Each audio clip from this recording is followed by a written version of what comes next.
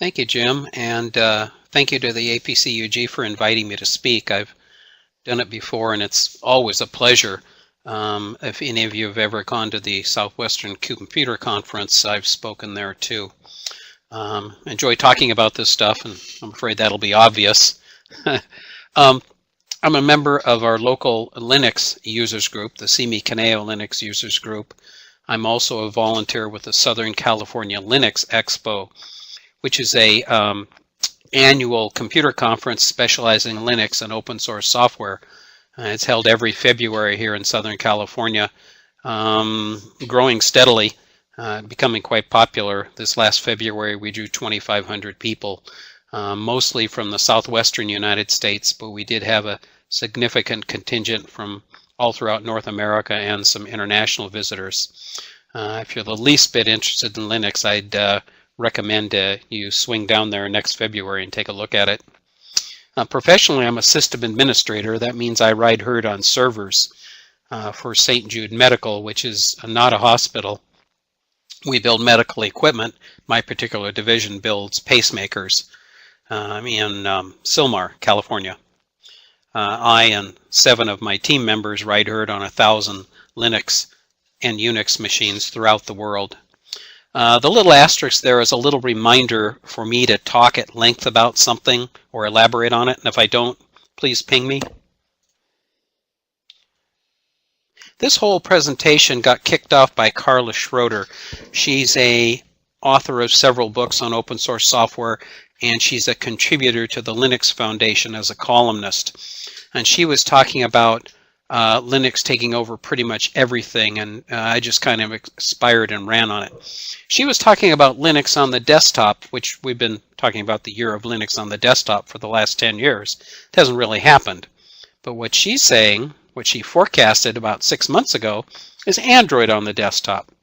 Android, you probably know, is the operating system on many very popular smartphones. Her rationale for Android on the desktop is that the Android logo is cute.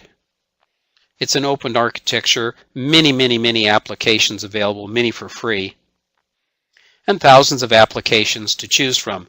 If you're using a smartphone by Motorola or Samsung or HTC, you probably know that in the Google Play Store there's bazillions of free applications. And the users already know how to use it, so it would be a pretty easy transition from an Android smartphone to an Android-based, say, laptop. She put this out as a thought, I don't know, 6 to 8 months ago, and lo and behold, in the last few months, two equipment manufacturers have announced Android-based laptops. One is HP, and the other is Acer, I believe. So we'll see where that goes. So, you guys think, well, I don't use Linux. Where is it used? Everywhere. In the United States, here's some governmental and commercial entities that have been using Linux for years and years and years, very successfully. A lot of those are federal government, some are states, some are commercial. When I talked about Burlington Coat Factory, about 15 years ago, very early in the Linux development, the system administrators at Burlington Coat Factory were starting to play with Linux, and were putting out a few servers there running Linux fairly successfully. And then the BSA came in, the Business Software Administration, the software cops, and Burlington hadn't been too good about their licenses, but the BSA ran roughshod on them and fined them a lot of money. And the Burlington Coat owners said, the heck with that, and they switched over to Linux wholesale.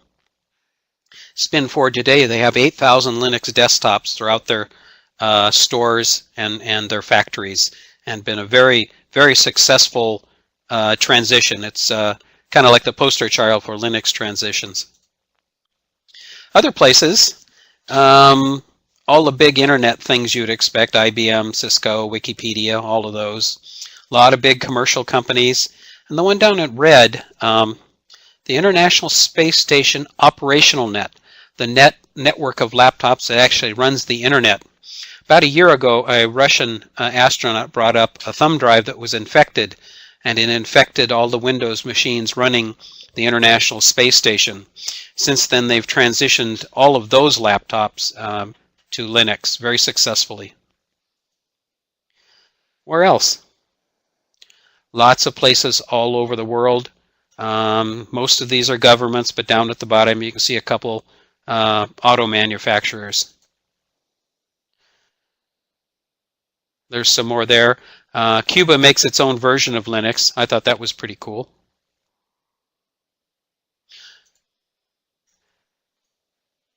But where else? They keep a list of the 500 top supercomputers in the world, and 15 years ago there might have been 2 of them running Linux. Nowadays there are 482 out of 500 as of last fall running Linux very successfully. These are very, very, very large machines. That picture shown is I believe the Facebook data center in Prineville, Oregon. It's fairly new. I don't know if they actually run any supercomputers, but it's a cool photo, and most supercomputer setups look like this.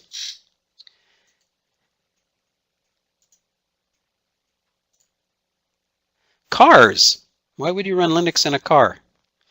There's an Android alliance that was organized about 6 months ago to run Android in the car because Android is Linux based, and we'll talk about that in a bit. Let me pause here in between slides and talk about why Linux is becoming so popular. Obviously, you don't have to pay money for it.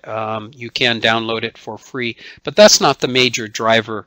The major driver is that it's very, very secure, and while no software is 100% secure, typically when vulnerabilities are noticed, they're patched very, very quickly, and those patches are made available to anyone who wants to install them. For these large companies, what's really persuasive about Linux is that they can grab the source code, the kind of English-looking stuff that you compile into a binary program that your computer can run. So they can throw away the parts they need and add in bits and pieces they do. Because obviously Android in the car does not need the high-end computing modules that a supercomputer might need. So you can mix and match and customize, and companies like that. I mean, it's obvious if you're putting Linux on a thermostat, you don't need a mouse driver, so they can throw that away and save space. So anyway, moving on here, the Open Automotive Alliance is this group of manufacturers that have joined Google to put Android into what they call infotainment systems. This will be a touch screen in your car running your entertainment, your music, your maps, pretty much basically a smartphone grafted into the dash. Currently, they're not discussing the systems that actually need to run the car, the engine, the braking systems, the ABS and stuff like that. There is a separate Linux automotive group that's been around for almost 10 years now. I wouldn't be surprised if the two merge before too long. Phone switches. If you've ever worked in the phone industry, you may or may not recognize this. This was made by Nortel. This is a Meridian Option 61 switch. This is a pretty big switch. You can see it has 4 major racks, and each one of those racks will support about 2,000 people.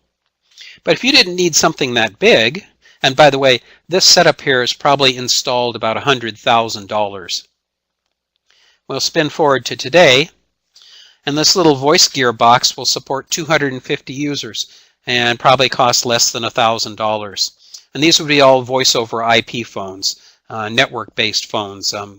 Nobody is installing telephone wiring in new buildings now. It's all network-based. It's very cost-effective and very feature-packed. Very, very easy to add features to a box like this because it is Linux-based, and they can roll out new features very, very easily. Laptops. I have a Dell laptop that looks very similar to this Inspiron. I put Linux on it very, very easily. It very, very rugged, runs very well. Linux does not need high-end hardware to run very effectively. So if you have a 2 or 3-year-old machine that you're not using, it's very easy to put Linux on it and it'll run very nicely. Phones and tablets. See the little asterisk there? I want to elaborate on that. While it's true that smartphones and tablets, except for Apple products, run a Linux core, the vast majority of the applications that they provide for you are not open source. So these are hybrid models. They do run Linux, but the applications, the open source, the source code is not available for them for the most part. But they're still very, very popular. Ubuntu is a flavor of Linux provided by a company called Canonical, and they've successfully migrated it to a phone. And I'm told that people, this has been out for 3 or 4 months now, and I'm told that people who use it say the user interface is, they seem to like it better than the Android interface. So we'll see where that goes. Here's a Firefox phone. This is run software put out by the Mozilla Corporation, which makes the very popular browser Firefox. This is intended as a very low-end third world country, but it does have the swipe screen and all the popular applications you would think. So we'll see where that goes. And I'm really interested to see where this goes. We'll talk about KDE and Plasma in a little bit, but basically KDE is the group that put out this user interface called Plasma. And a few years ago, they realized that they would have to move beyond the standard desktop and laptop, and they started modifying their code to understand touch screens and multi-touch with multiple fingers, and brought it forward. And you should be able to get this, if you'd like, in a few months. This is a prototype, and I'm told the user interface on this is quite good too.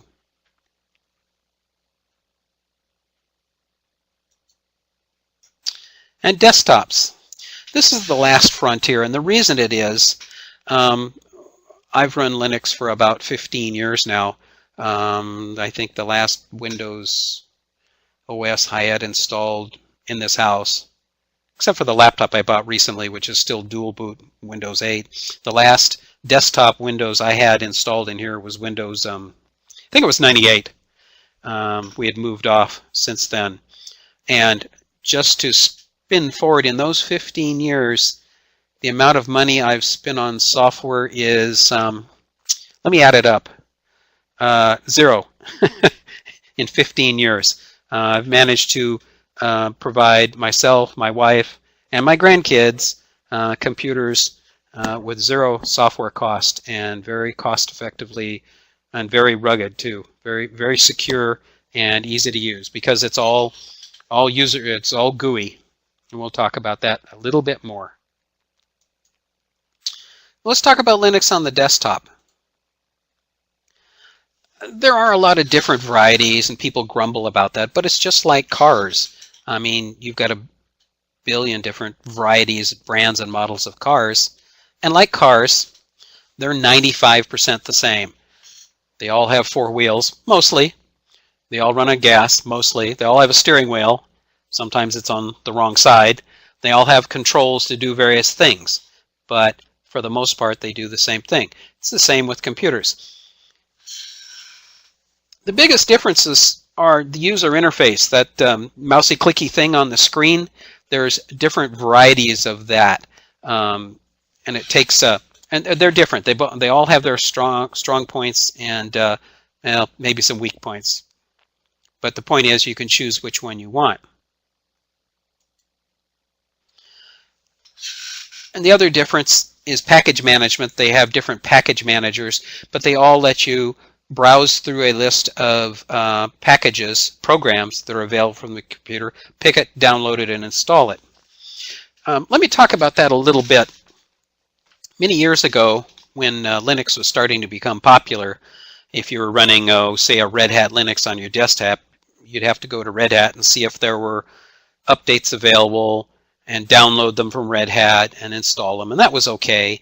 But as it got busier and busier, that single website got overwhelmed.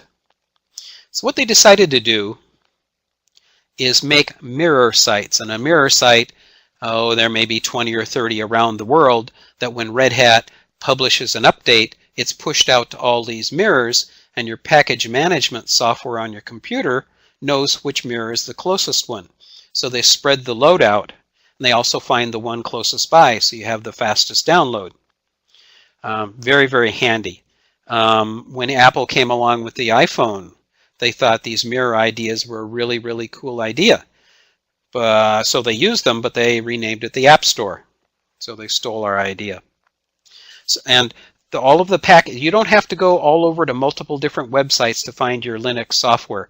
It's all in the package management program. You can search for games, word processors, whatever you want, and they're all available. I'll show you that in a minute.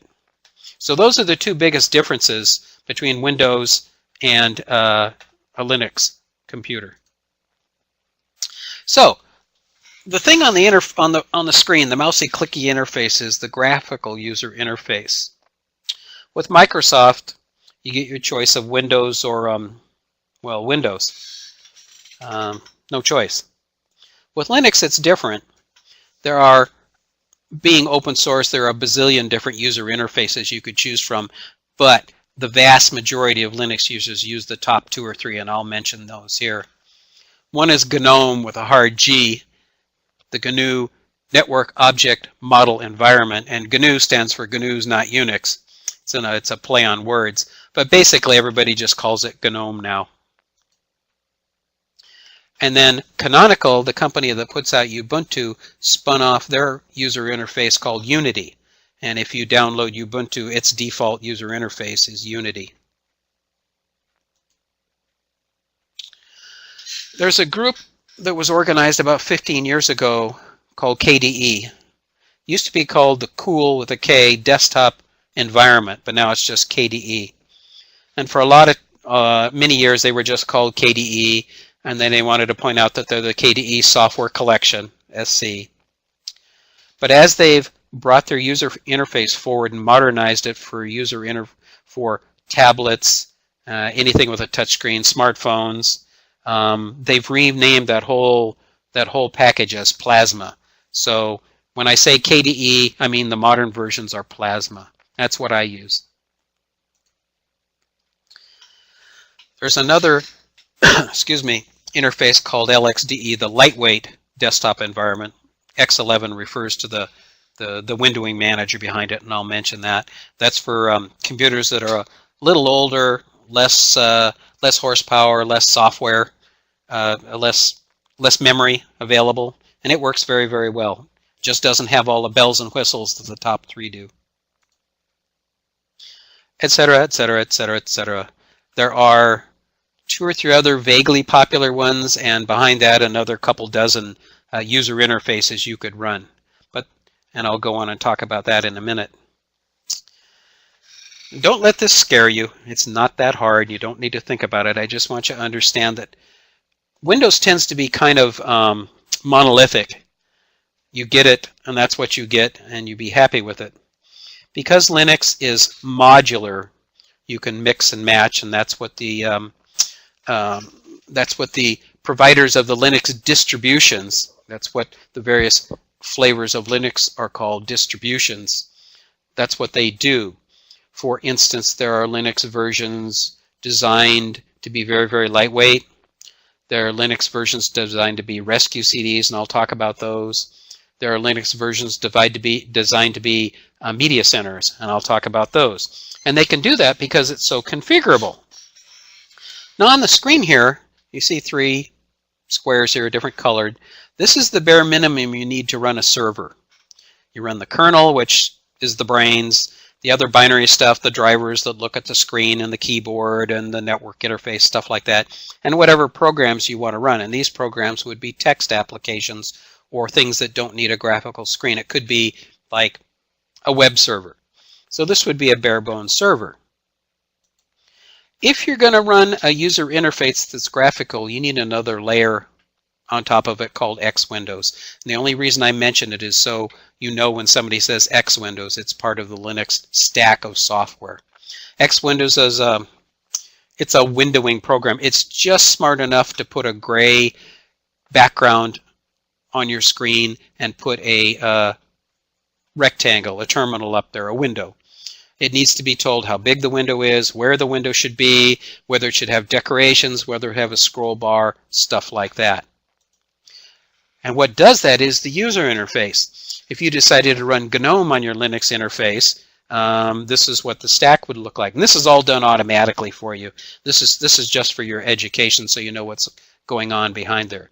Now, if you decided you didn't want to run GNOME and you want to run user interface, there's the only difference. So basically, we've changed the paint on the car and maybe got a different CD player or something. That's the difference. This is what I run. I run KDE's Plasma. I like it a lot. It's very, very modern, very slick.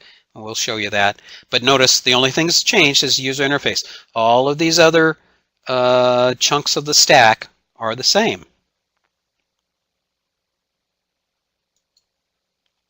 And here's another one, the LXDE. This is the lightweight one for older computers that don't have enough RAM or CPU. This would be, I loaded this up very successfully on a Dell Latitude D600. Has an IDE drive, maxed out at 1 gig of RAM, and ran very, very, very nicely. I was very pleased with this.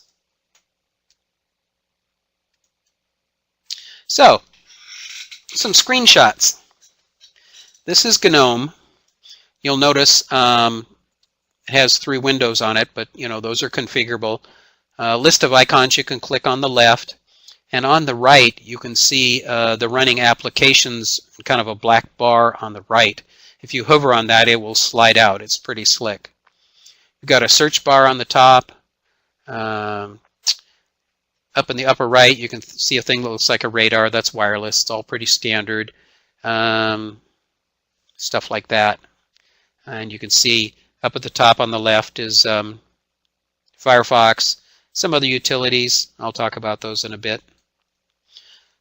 Here's Canonical's Unity. These are all very pretty. They do things a little bit differently, move stuff around. You can see that this very large window has a scroll bar on the right. You can scroll down to see your most popular applications. And again, you've got the launch bar on the left with the applications. This is KDE. This is a screenshot of my computer while I was creating this presentation.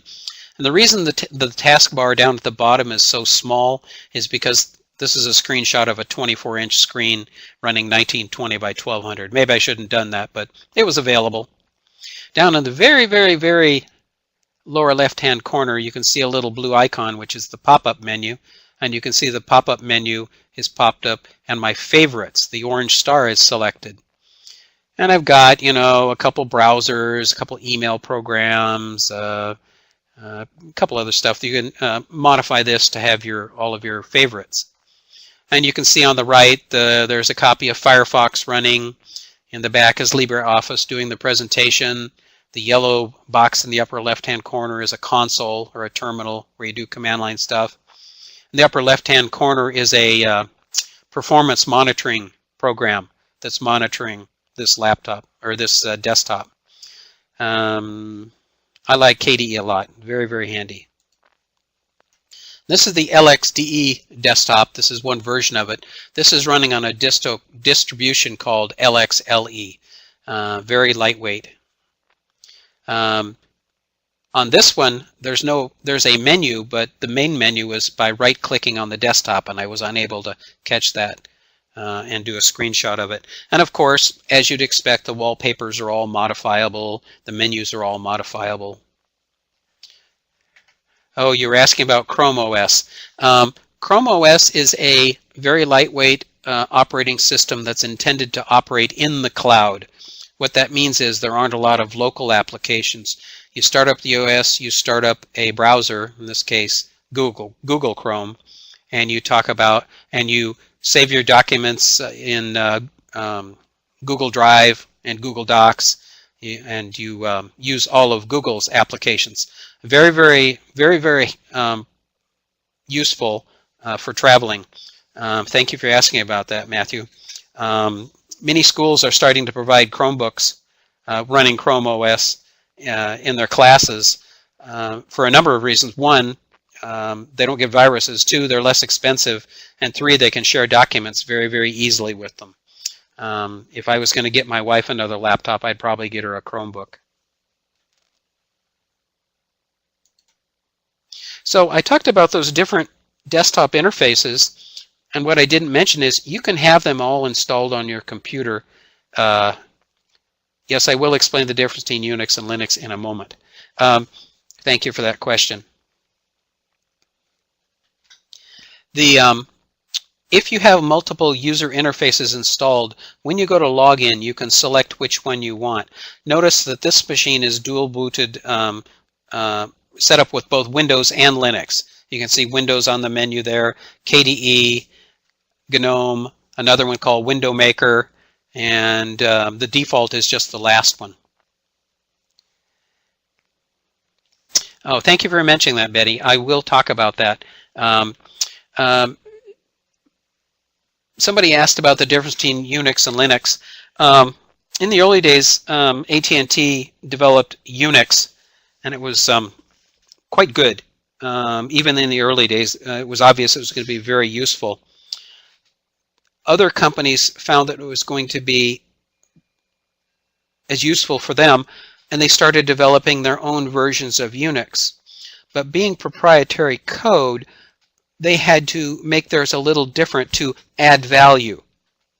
That was their marketing schemes. Well, the problem is all of these Unix operating systems were quite expensive, and software that was written to write on one would not run on another without a tremendous amount of work recoding and recompiling.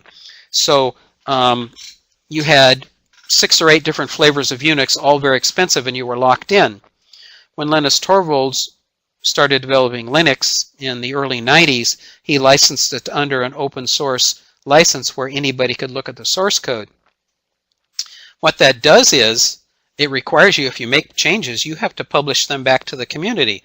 That discourages what they call forking, or going off and making special variations of Linux or the application. And what happens is, this happened, one of the groups that was developing, what was the Vista user interface, Arrow, I think, was going to have all sorts of sexy user interface features, but you had to buy a very high-end graphics card to support it. And the Linux community said, we can do that, and they started developing software that would do all these same special effects on the screen using a lower-end video card, and it worked very well. But within the group, they started to have differences of opinion, and they forked off. That is, one group took the source code, took their ball and went home and started developing their set of features. And so these two groups developed independently and produced code independently for a couple of years. And as happens typically in forks, they start developing feature envy. They start looking over the fence at the other group, and they start swiping features from the other group. And they can do it legitimately because it's open source code. It's completely legitimate. We spin forward 3 or 4 more years, and both groups says, this is stupid, and they came back together. And that happens with pretty much every fork. Let's see.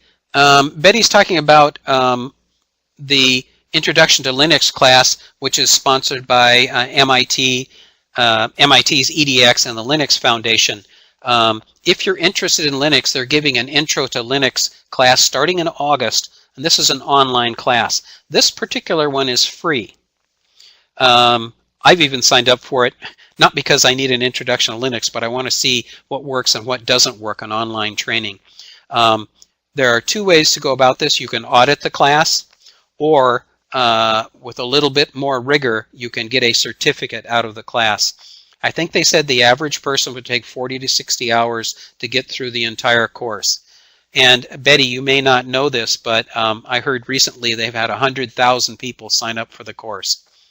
Part of the intention is the Linux Foundation is worried about not having enough people to support Linux technically going forward because it's becoming so popular. And they're hoping with this introduction to Linux class, they'll encourage developers or people to do more with computer science, young people in school, or even people wanting to make a career change. So we'll see how the course goes. It's very, very good. So moving on, how to install software. This is APPER. It's the name of the particular package management program I run on Fedora with KDE. Fedora Linux running KDE as a user interface. And I've searched for games. And you can see all of these games, these happen to start with K. And the check mark is the ones that are already installed. And these aren't all of them. It's just I happen to be scrolling about halfway through there. Lots and lots of games for the kids. Higher end games are available too. But you'll notice all you have to do is check one of these, and then the apply button in the lower right hand corner will no longer be grayed out, and you check it. It will download it.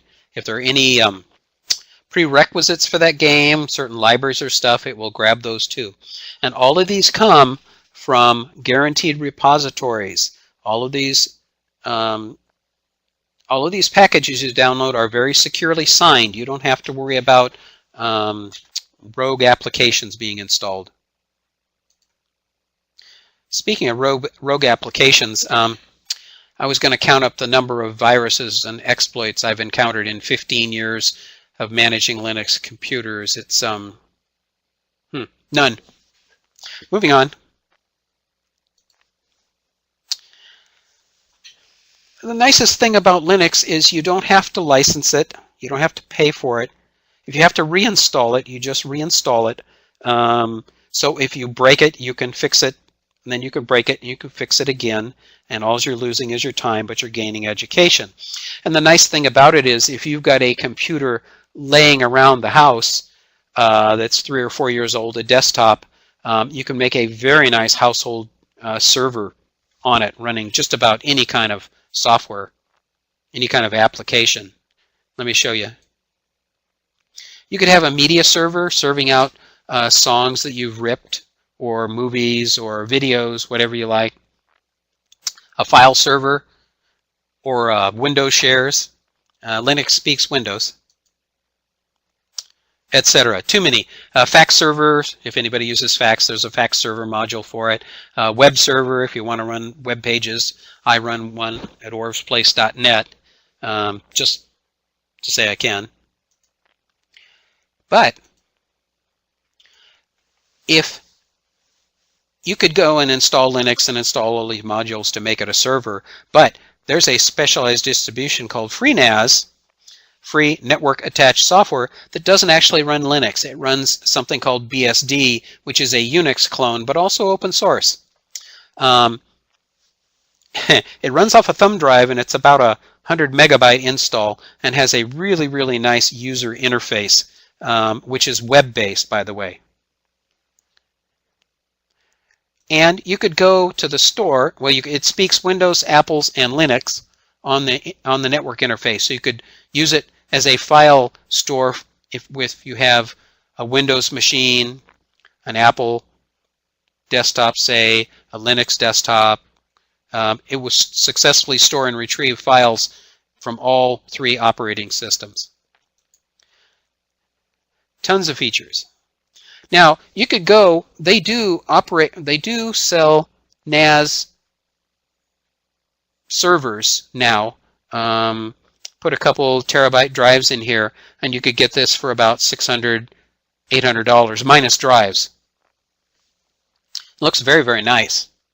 Or you could homebrew one. Now, don't laugh at this next one. This is Nasosaurus. I threw this together when I put FreeNAS on it. There's 4 SATA drives in there. 2 of them are in the standard 3.5-inch slot, and 2 of them are in the 5.25-inch slots with extenders that I had laying around. This beige chassis is a 15-year-old chassis I've had forever, just to keep it around because it's very, very sturdy and made out of steel. It has a Core i3 motherboard on it and 4 gigs of RAM. It doesn't need that much, but this is my wife's old computer. and you'll notice on the back there's a black thumb drive sticking out of it. There's 4 SATA drives in here I threw in as a test. They're small ones, but it works very, very nice. Oh, John, I want to mention it's not actually the Linux getting infected on an Android phone. He's chatting there. It's actually the applications. And yes, if you sideload something, that's not the best way to install software. If you install software from the Play Store, you're probably much better. Same thing goes with Linux.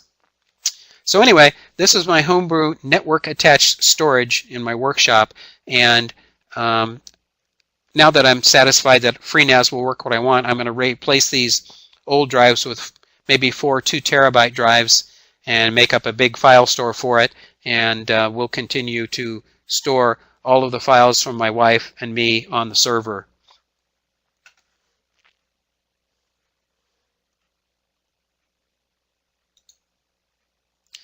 All of you have wireless access points.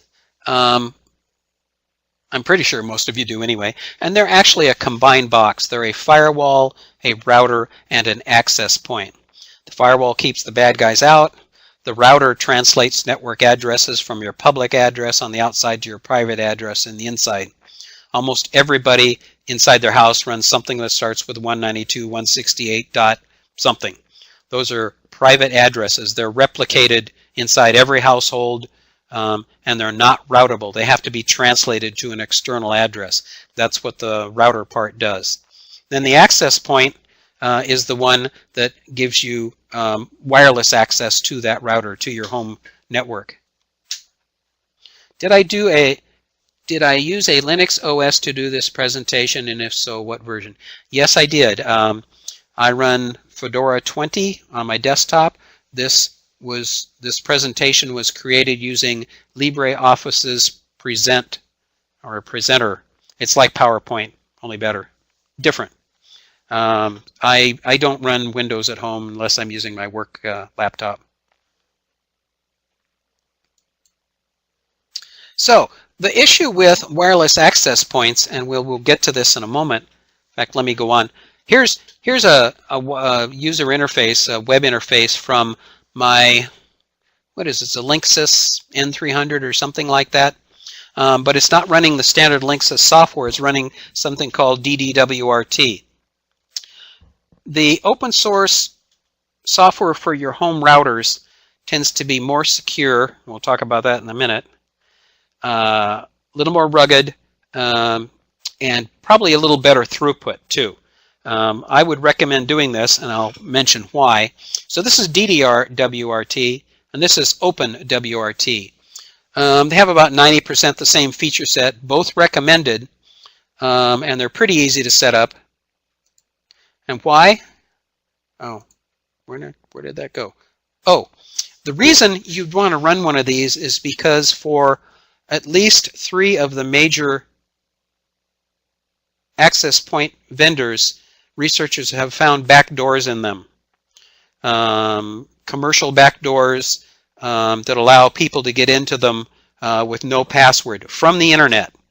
So if you're running a wireless access point from Linksys or Netgear or maybe TrendNet, I would run and not walk and go get a copy of DDWRT or OpenWRT and install it on your router. Installation is the same as updating your router software.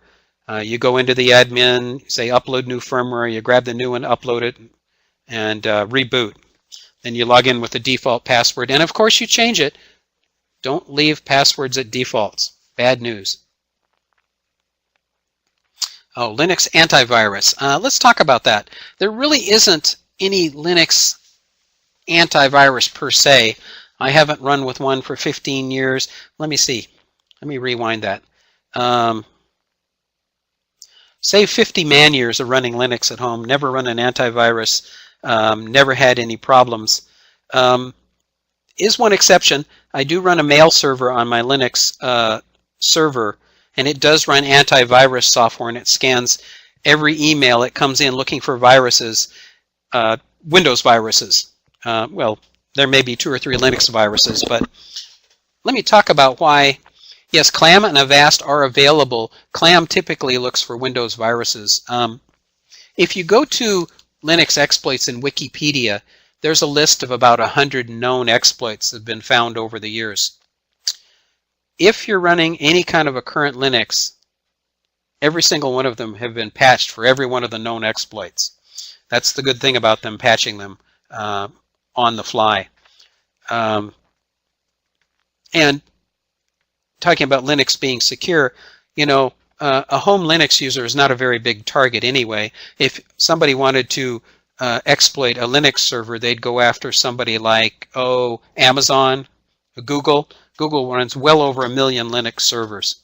And if they like it, if it's good enough for them, it should be good enough for you. So anyway, back to the wireless access points. Please think seriously about changing the software in your access point. You'll be more secure at home, and it's a good thing. Also, if your system ever dies, there are system rescue CDs. This is the more technical one. It's called System Rescue CD. It will you do all sorts of technical repairs on disk drives, broken files, stuff like that. Very highly recommended if you get into the nuts and bolts. This one, Canopix, is a little more straightforward. These are all live and bootable CDs, and it has a graphical user interface. You can start a command line on it, but it does run GUI. And it includes a Windows antivirus. I'm told, I've never had to do it because I've never had to do this to a Windows machine, but if you've got a Windows machine that won't boot because it's so badly infected, you can boot it on one of these rescue CDs, Linux rescue CDs, and repair it that way, and then reboot into Windows. If you've ever run partition magic and had to allocate drives, gparted is available on Canopix. Looks pretty much like a clone of partition magic and works very, very well. Very recommended. Something else I want to mention says create, move, copy, size, check, label, and delete partitions, including GPT. That's everything you know about runs FAT or some of the Windows ones, but for very, very large drives, larger than, I think 3T or larger, they're too big for the standard allocation tables to run, to manage all of the space. So they use something called GPT. It's the GUID partition table. Basically, it can track larger chunks of disk space.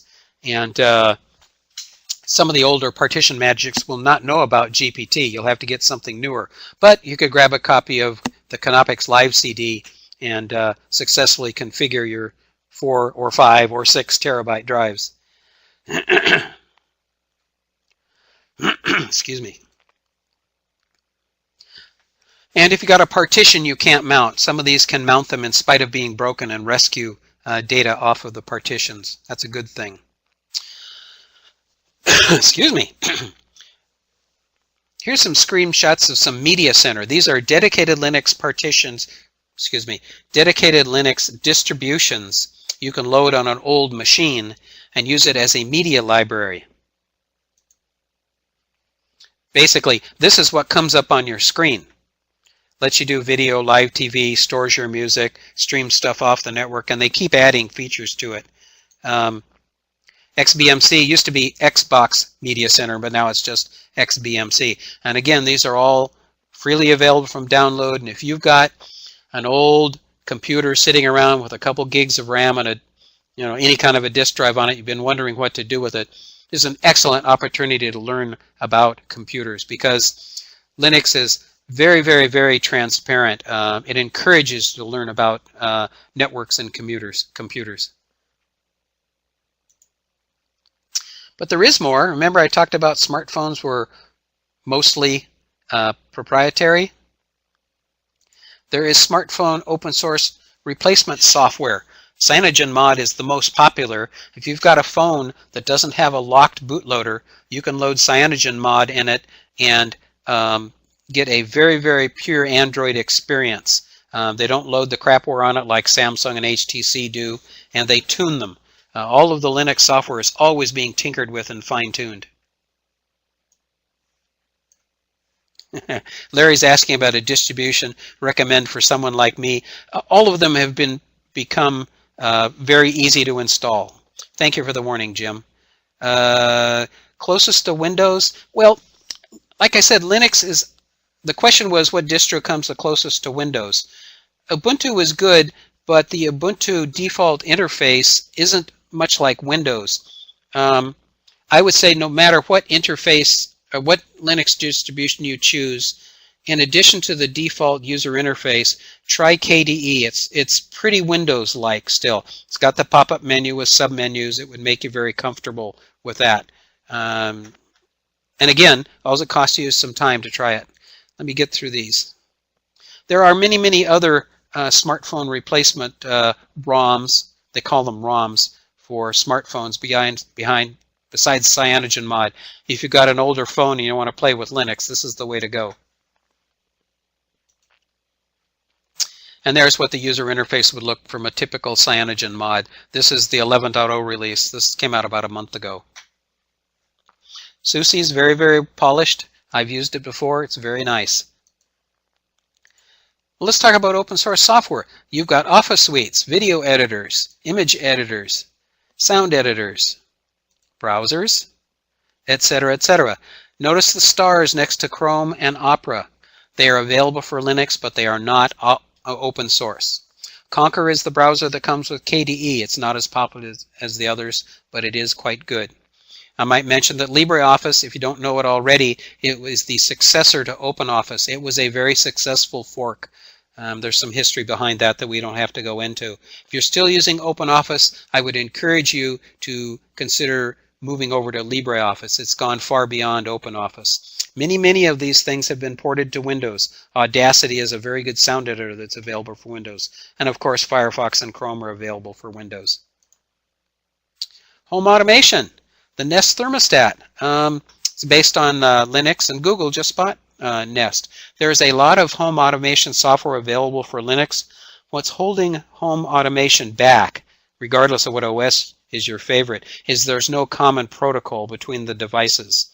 They're narrowing it down to 2 or 3 candidates that are out there, and one of them will win, and eventually your brand A thermostat will talk to your brand B heater and talk to your brand C sprinkler controller or something like that. It's getting there. Recommending LXLE for old computers, yes.